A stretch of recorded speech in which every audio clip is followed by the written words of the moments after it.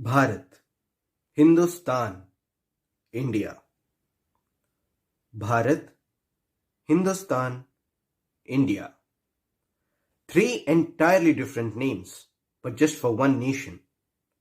So how did India end up being called as India amongst so many other names? Let's find out.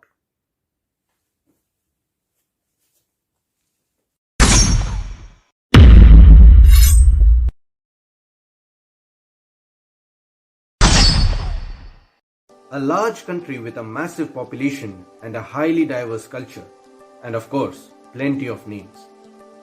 According to the Indian legends, there was an emperor called as Bharata. It is believed that the name Bharat has come from his name. But then, Bharat, India, two entirely different names. So where the hell did this name India come from? Let us just go back a bit in time. Before that, we must first understand the location of the Indus River. Back then, the Indus River was called as Sindhu. The word Sindhu means a large body of water. The mighty Sindhu acted as a natural border to the Indian subcontinent. When the Persians first came to India, they called the Sindhu River as Hindu. The S in the old Persian language becomes an H. Sindhu thus became Hindu. During the time of Alexander the Great, the Persian Empire collapsed and the Greeks came to the borders of the Indian subcontinent. They called this river as Indus. Megasthenes, a Greek writer, named his book on India as Indika.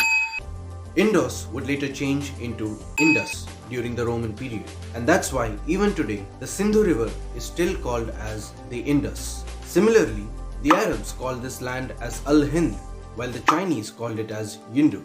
The Mughals, who ruled India during the medieval times, called this land as Hindustan, which literally means the land of the Hindu.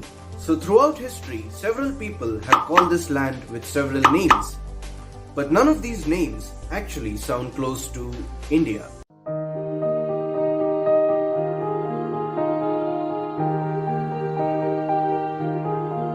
If we gather all the names throughout history, we can observe that Ind or IND is common. This eventually became India. IA here means land of in Latin. So India translates to land of the Ind or the land of the Indus. The Britishers were probably the first ones to use this name. However, we cannot be so sure.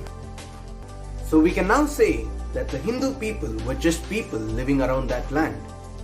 So if India had its origins from the word Hindu, which originated from Sindhu, then why is Hinduism known as a religion?